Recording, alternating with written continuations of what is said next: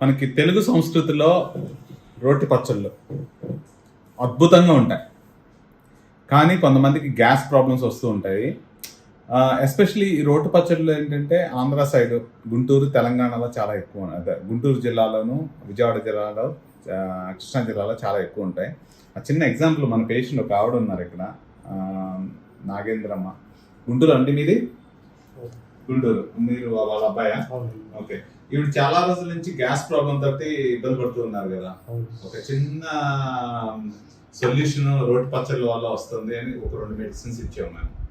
What is your,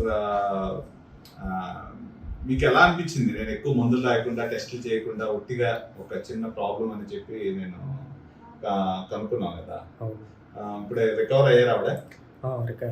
okay. So ఒక చిన్న message, ఒక షార్ట్ మెసేజ్ ఇవ్వాలి అని అంటే, కొన్నిసార్లు మనం తీసుకున్న ఆహారాల్లోనే తేడా ఉంటుంది. వాటిని ఈ క్వశ్చన్ ఎవరో అడుగుంటారు నాకు తెలిసి మీకు. అలాంటిది ఇక్కడ లండన్ గ్యాస్ట్రో కేర్ లో ఫస్ట్ క్వశ్చన్ అది అడిగాను, పచ్చళ్ళ గురించి.